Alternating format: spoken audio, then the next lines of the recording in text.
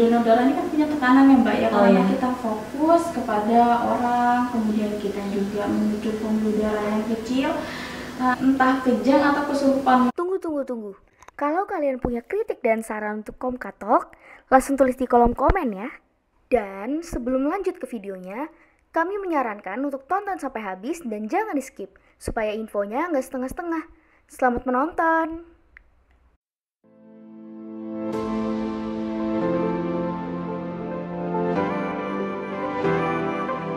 Hai orang muda Katolik dimanapun kalian berada. Kita sekarang berjumpa lagi bersama Komka Santo Lukas. Kita ada di mana ya sekarang ya? Pasti penasaran kan kita di mana? Sekarang kita ada di Palang Merah Indonesia, Provinsi Kalimantan Timur. Pasti penasaran kita mau ngapain aja. Yuk langsung ikut kita ke dalam.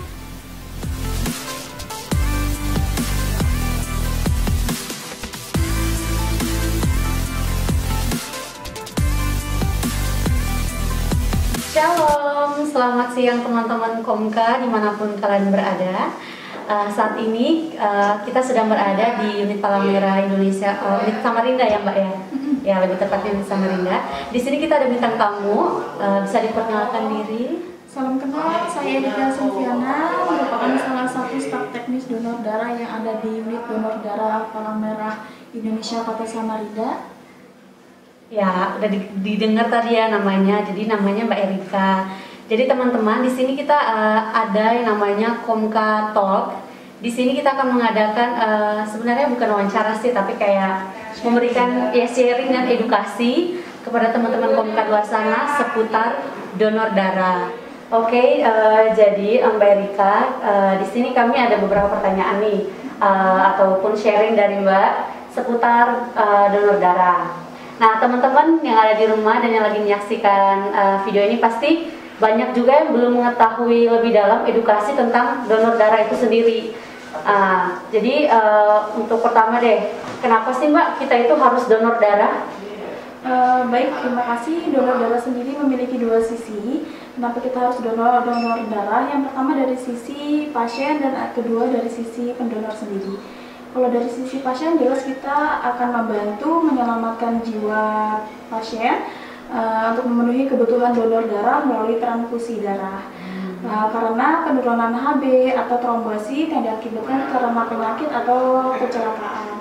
Yang kedua, sisi dari pendonor sendiri, ada berjuta manfaat yang didapat oleh pendonor. Salah satunya adalah untuk menjaga kesehatan si pendonor, seperti menjaga kesehatan jantung, melancarkan sirkulasi darah, kemudian kita juga meregenerasi sel darah merah akibat dari donor darah, mengurangi risiko penyakit jantung, penyakit kanker, penyakit stroke, kemudian juga setelah donor darah kita bisa lebih rileks, kemudian juga mencegah penuaan dini, dapat juga menurunkan kolesterol dan berat badan. Itu salah satunya. Tuh, jadi teman-teman, donor darah itu banyak banget ke manfaatnya, kelebihannya untuk diri kita sendiri. Tadi sudah dengar ya. Jadi untuk bisa meregenerasi sel darah merah, menjaga kesehatan, melancarkan peredaran darah dan lain-lainnya. Oke, kira-kira nih Mbak, berapa kebutuhan kantong darah itu setiap bulannya? Baik, untuk kebutuhan pengeluaran stok darah, kita biasanya mengeluarkan 80 kantong sampai dengan 120 atau 130 kantong per hari, atau sekitar 2.400 atau sekitar 3.000-an per bulannya. Jadi kebutuhan dari permintaan yang ada di Kota Samarinda ini cukup banyak juga. Cukup banyak ya.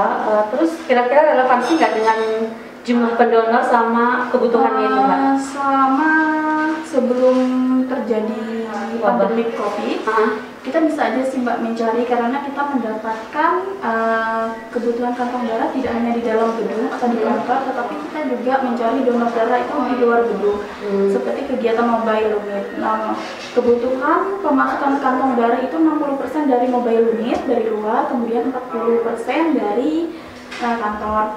Tapi semenjak pandemi ini mengalami penipisan stok, yaitu kalau misalnya untuk dari mobile unit sekitar 75% penurunan pada bulan lalu dan sampai dengan 95% setelah pandemi. Kalau untuk dari dalam gedung aja penurunan sampai 75%, jadi drastis banget penurunannya. Ya, jadi memang wabah COVID ini nggak hanya berpengaruh dalam bidang ekonomi ya Mbak ya, kesehatan juga, apalagi dalam donor darah ini memang sangat berpengaruh ya. Sangat berpengaruh pada stok darah sehingga mengakibatkan juga tertundanya transfusi darah karena pasien atau keluarga pasien sebelum mendapatkan transfusi darah karena stoknya menipis dia harus mencari dulu donor pengganti. Oke, jadi mungkin bisa diketahui teman-teman ya bahwa memang wabah COVID ini nih banyak pengaruhnya, impactnya tuh luas ya, bisa sampai kepada orang-orang yang donor darah yang juga kekurangan pendonor. Pertanyaan selanjutnya nih Mbak, kira-kira misalnya teman-teman Komka di luar sana pengen donor darah tapi takut-takut nih Mbak, nggak tahu apa aja sih syarat donor darah, aku belum cukup umur atau enggak, berat badanku nggak cukup gitu. Kira-kira apa aja sih Mbak syaratnya? Yang pertama, orang kebanyakan takut donor karena melihat jarum duluan ya. Oh iya, jarum benar. Nah sebenarnya rasa takut itu lebih besar ketimbang rasa sakit. Nah kalau misalnya ingin donor, salah satu syarat donor yang pertama harus sehat, baik sehat jasmani maupun rohani, tidak sedang sakit walaupun hanya pusing atau batuk pilek. Kemudian riwayat penyakit beratnya kita harus tahu. Kalau misalnya dia punya riwayat penyakit berat, kita tidak menyarankan untuk donor karena dia akan berpengaruh kepada kondisi kesehatannya dia, seperti jantung, paru atau ginjal. Gitu. Kemudian di masa pandemik ini, COVID kita juga sangat menekankan kepada pendonor yang dia punya riwayat berpergian baik ke luar kota atau luar negeri. Karena kan kita tidak tahu Mbak, dia habis kontak sama siapa aja. Jadi untuk mencegah terjadinya penularan, maka kita melakukan pembatasan. Kemudian kalau misalnya dia ada mengalami tanda gejala seperti COVID, seperti batuk, pilek, sakit tenggorokan atau sesak napas dan demam, kita juga tidak menyarankan donor. Karena akan berpengaruh ke kesehatannya Mbak ya. Untuk usia minimal 18 tahun untuk pertama kali donor. 18. Kemudian kalau untuk usia maksimal itu tidak lebih dari 50 tahun. Oh berarti pas di 50. Kalau untuk berat badan dia minimal 50 kilo. Minimal ya udah Mbak, nggak bisa tawar ya kalau 49. Nggak bisa pas 50 ya teman-teman. Karena kita juga berdasarkan dari aturan Kementerian Kesehatan. Oh iya. Jadi semua pedoman itu berdasarkan anjuran dari Kementerian Kesehatan. Oke Mbak. Nah kalau misalnya nih teman-teman udah berada nih pengen donor, nah kira-kira nih Mbak, banyak yang takut, kalau aku habis donor berarti darahku habis gitu. Banyak berpikiran seperti itu. Kira-kira menurut Mbak di sini apa sih efek samping kita donor darah? Kalau untuk darah sendiri aman, tidak menimbulkan efek samping. Kalaupun ada efek samping mungkin pada saat donor hanya bengkak atau biru, tapi itu juga sifatnya tidak lama Mbak. Palingan cara mengatasinya juga sangat sederhana dengan mengompres pakai handuk hangat atau bisa juga dengan dikompres es batu. Seperti itu. Kalau misalnya kasus-kasus yang membahayakan lainnya, biasanya jarang ada kasus sih Mbak kayak gitu. Biasanya kalaupun dia pingsan atau kejang karena dia tidak rileks, karena dia takut tegang ya. Oh gitu. Oke, jadi teman-teman kalau mau donor darah jangan terlalu takut ya. Rasa sakitnya tuh nggak lebih dari rasa takut kita ya. Jadi rileks aja. Yang terpenting sebelum donor darah persiapan donor darahnya sih Mbak. Persiapin dirinya ya. Harus sudah makan minimal 1 sampai dengan 3 jam sebelum donor. Berbanyak minum air putih paling tidak 1 minggu sebelum donor. Istirahat harus cukup. Tidak boleh begadang, tidak boleh melebihi jam 12. Ya, gitu. Jadi teman-teman kalau mau donor darah ingat. Kemarinnya jangan begadang, banyak makan buah, sayur gitu Mbak ya, banyak minum air putih. Konsumsi zat besi itu juga sangat berpengaruh ya? Sangat berpengaruh sebelum donor, apalagi untuk perempuan. Kalau perempuan dia kebanyakan HB-nya rendah Mbak, karena ada proses haid. Jadi disarankan perempuan, baik perempuan ataupun laki-laki, perbanyak konsumsi cairan atau minum air putih, lebih baik lagi yang hangat dan zat besi. Oke, wah. Di sini saya juga dapat banyak informasi ya Mbak ya, banyak pengetahuan seputar bagaimana cara kita supaya bisa donor darah. Oke, teman-teman sekarang kita mau lanjut ke sesi kedua. Jadi di sini kemarin sempat ya akun Instagram Komka Santo Lukas kita menyertakan untuk teman-teman yang pengen nanya-nanya seputar donor darah. Jadi ini beberapa sudah ada pertanyaan di sini dari beberapa teman Komka. Nah pertanyaan pertamanya nih Kak. Ada jadi panggil Kak nih nggak apa-apa ya, soalnya kelihatan lebih muda. Oke, pertanyaannya itu yang pertama dari @angelo. Kak mau tanya, ibu hamil boleh donor darah atau enggak? Untuk ibu hamil, kami sangat tidak menyarankan untuk donor darah karena efek sampingnya bisa berpengaruh kepada kandungan atau janin. Fatalnya dia bisa mengakibatkan keguguran. Jangankan mungkin ibu hamil, ibu menyusui juga tidak disarankan untuk donor. Begitu. Oke, berarti memang untuk ibu hamil dan ibu menyusui tidak disarankan ya untuk donor darah. Pertanyaan kedua dari Gabriela Cheris. Pas corona emangnya aman melakukan donor darah ya Kak? Unit donor darah sendiri untuk melakukan donor darah alhamdulillah sudah menerapkan protokol COVID. Jadi kami juga sudah menyediakan fasilitas tempat cuci tangan, menyediakan hand sanitizer. Kemudian juga di sini kami menerapkan area wajib pakai masker. Seperti itu Mbak. Terus juga kalau misalnya kasus dari donor darah sendiri, penularan COVID itu belum ada laporan penularan COVID melalui donor darah atau transfusi darah. Oh gitu. Karena yang kita tahu bahwa penularan COVID melalui droplet atau percikan batuk atau bersih. Oke, jadi memang belum ada ya Mbak ya? Belum ada kasus atau laporan. Belum ada kasus. Pertanyaan ketiga nih ya dari @emiliani Weti. Kak mau tanya, kalau yang habis tindik nggak boleh donor darah ya Kak? Untuk tindik itu sudah disamakan sama tindakan invasif seperti tindik atau tato. Itu tidak disarankan untuk donor dalam kurun waktu 1 tahun setelah melakukan tindakan tindik atau tato. Karena efek samping dari obat bius atau kita mencurigai apakah alat yang digunakan steril atau tidak. Jadi untuk mencegah terjadinya penularan penyakit akibat tindakan yang tidak steril, maka diberi waktu jeda 1 tahun. Oh gitu ya. Jadi teman-teman bisa dipahami ya, yang baru habis tindik atau bertato dilarang dulu nih untuk donor darah, maaf nggak bisa, kecuali nunggu 1 tahun dulu rentang waktunya Mbak ya. Oke, pertanyaan selanjutnya nih dari @Sylvester. Konsumsi makanan apa Kak yang paling baik setelah donor darah, dan apakah darah punya masa kadaluarsa setelah didonorkan sebelum ditransfusikan ke pasien? Untuk konsumsi makanan sih tidak ada pantangan, nggak mau makan apa, tetapi lebih ditekankan untuk peningkatan jumlah cairan. Jadi kita setelah donor harus perbanyak minum air, kemudian juga kalau misalnya HB-nya juga pada saat donor kan kita periksa HB 12,5 sampai 17,0. Namun apabila HB laki-laki atau laki-laki atau mungkin perempuan di bawah dengan standar normal, maka disarankan untuk perbanyak minum air putih dan konsumsi zat besi. Zat besi itu biasanya didapat dari sayur hijau, ikan laut, kemudian daging merah, kacang-kacangan. Seperti itu. Terus yang untuk darah itu yang setelah ditransfusikan itu adakah masa kadaluarsa sebelum diberikan pada pasien? Darah sendiri sebelum ditransfusikan, sebelum dikasih ke pasien akan kita olah. Yang pertama ada melalui proses pemilahan, melalui komponen darah. Kita pisahkan darah merah, trombosit, dan plasma, kemudian ada pemeriksaan penyakit. Nah, penyakit sendiri kita periksa ada HIV, sifilis, hepatitis B, dan hepatitis C.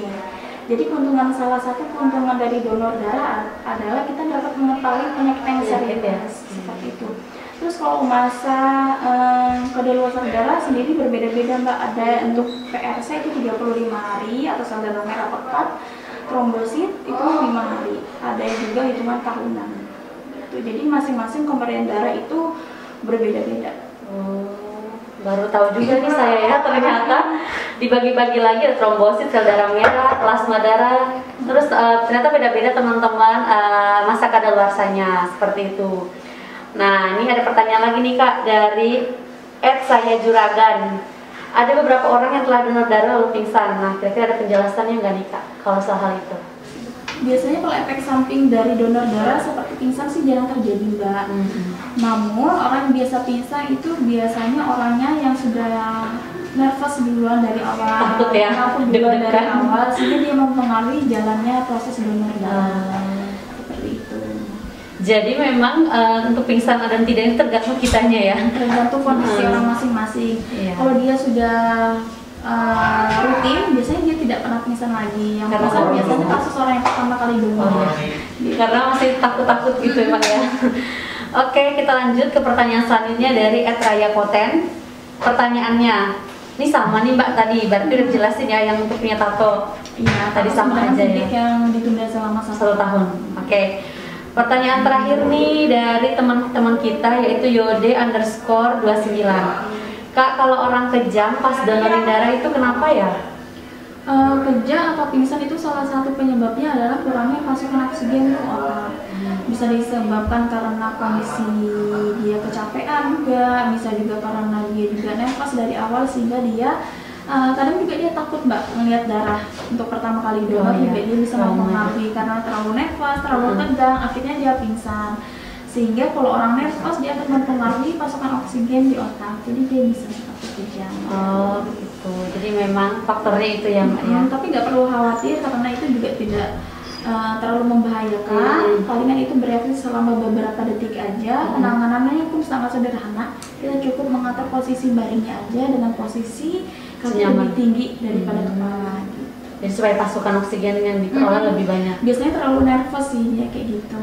Atau kadang mungkin ada beberapa orang yang bohong kalau dia tidak begadang sementara dia begadang. Itu dia. Kejujuran juga sangat penting ya. Kejujuran mengisi formulir dan kejujuran dalam menjawab pertanyaan dari petugas itu sangat penting untuk menentukan kondisi pendonor setelah donor darah gitu. Nah, itu teman-teman ingat kalau habis begadang jangan ngakunya tidurnya 8 jam. Jadi memang harus jujur ya teman-teman kalau mau donor darah, misalnya ditanya sama petugasnya. Oke nih, jadi untuk pertanyaan dari teman-teman segitu aja pertanyaannya. Tadi semuanya jawabannya juga sudah diberikan. Semoga teman-teman tadi yang nanya di sini nih bisa mengerti ya dan memahami penjelasan dari Mbak Erika.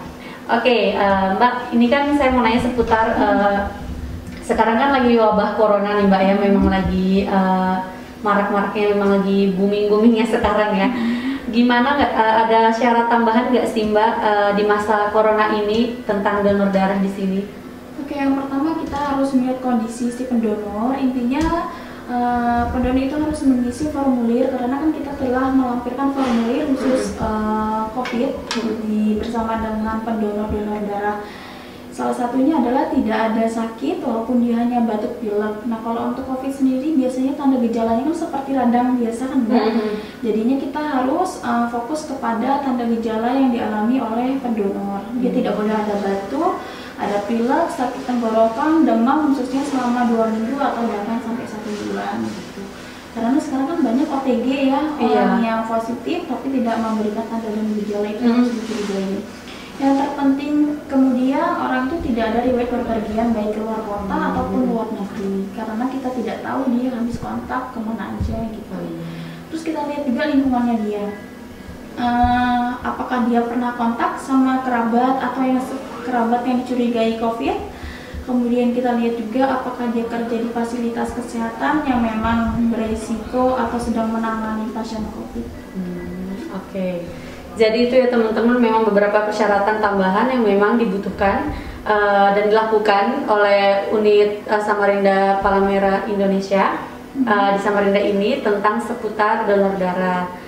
Nah, sekitar nih kita mau minta sharingnya deh Mbak. Kira-kira selama proses pelaksanaan donor darah, kira-kira ada nggak sih peristiwa menegangkan atau peristiwa yang lucu bahkan yang terjadi di sini? Kira-kira ada nggak ya? Kalau peristiwa lucu sih banyak banget. Jadi karena memang kerja donor darah ini kan punya tekanan ya Mbak ya, karena kita fokus kepada orang, kemudian kita juga menuju pembuluh darah yang kecil. Ada yang memang pingsannya tuh ya lucu, ada yang sampai kejang, tapi kejangnya tuh lucu. Gitu ya. Bisa pernah ada sampai orang itu buang air kecil, buang air besar itu di jalanan. Oh, saking mungkin tegangnya ya. Ada dia tuh pernah entah kejang atau kesurupan, mungkin bagi kita sih pingsan, tapi pingsannya dia tuh ngawur, bisa jadi tuh ke orang kesurupan kayak gitu. Nah kita ngeliat kayak gitu jadi ketawa. Oh ada gitu. Juga ya gitu Mbak ya. Nah yang ketawa tuh mungkin bukan kita aja tapi teman-temannya juga yang lihat dia kayak gitu. Mungkin kayak takut duluan gitu ya. Oh alah, ternyata banyak ceritanya juga ya di balik seremnya jarum suntik, ternyata ada cerita lucu-lucunya juga. Kira-kira gimana ya Mbak, apa yang harus dilakukan oleh seorang pendonor sebelum dia melaksanakan donor darah itu? Yaitu sebelum donor darah tentunya harus melakukan persiapan fisik yang bagus, seperti harus perbanyak minum air putih seperti tadi yang sudah disampaikan, kemudian konsumsi zat besi. Kalau ini besok yang mau donor darah malamnya jangan begadang gitu, nggak boleh ada sakit walaupun hanya batuk, pilek atau pusing, apalagi penyakit yang berat kayak gitu. Jadi kalau misalnya mengisi formulir harus jujur, intinya kalau ditanya juga harus jujur karena menentukan kondisi dan kualitas dari donor darah sendiri. Oke, nggak terasa nih, kayaknya semua pertanyaannya sudah kita tanyakan ke Mbak Erika selaku staf teknis dari donor darah sendiri. Terima kasih Mbak untuk waktu yang telah diberikan untuk kita semua. Harapannya sih ya semoga informasi yang disampaikan di sini dapat memberikan edukasi untuk teman-teman Komka di luar sana yang memang pengetahuannya kurang dalam hal donor darah ini sendiri. Untuk Mbak Erika sendiri mungkin ada hal yang ingin disampaikan kepada orang muda Katolik. Baik, di sini unit donor darah Palang Merah Indonesia Kota Samarinda menghimbau kepada seluruh masyarakat Kalimantan Timur khususnya Kota Samarinda untuk meluangkan waktunya datang ke unit donor darah PMI Kota Samarinda untuk melaksanakan kegiatan donor darah. Bahwa donor darah itu aman, donor darah juga dapat menyelamatkan jiwa pasien, donor darah itu juga bermanfaat bagi pendonor. Itu karena memang pada saat pandemi ini sangat mempengaruhi stok darah dan akan berpengaruh kepada pemenuhan kebutuhan transfusi seluruh rumah sakit dan pasien yang ada di Samarinda. Oke, jadi teman-teman sudah didengarkan juga tadi dari Mbak Erika harapannya gimana. Jadi memang memenuhi kriteria silahkan datang ke kantor PMI tepatnya di Jalan Palang Merah nomor 1. Jalan Palang Merah nomor 1. Mbak di sini setiap hari bukanya atau? Kita buka setiap hari, mau tanggal merah ataupun hari raya kita buka, tidak ada liburnya dari jam 8 sampai dengan jam 9 malam. Oke. Jadi jangan lupa datang ke sini, sumbangkan darah Anda untuk membantu saudara-saudara yang membutuhkan di luar sana. Oke Mbak, terima kasih atas waktunya. Semoga apa yang disampaikan dapat memberi manfaat untuk semua orang. Oke, selamat siang dan terima kasih. Selamat siang. Oke teman-teman, jadi sekian perbincangan kita bersama narasumber yang berada di Palang Merah Indonesia, unit Kota Samarinda. Semoga kita akan bisa melanjutkan konten-konten selanjutnya yang lebih menarik dan yang pasti memberikan edukasi untuk teman-teman orang muda di luar sana. Oke teman-teman, jangan lupa untuk di like, comment, dan jangan lupa untuk di subscribe akun Komka Santo Lukas. Jangan lupa share jika video ini bermanfaat untuk Anda. Oke, selamat siang, Tuhan Yesus memberkati.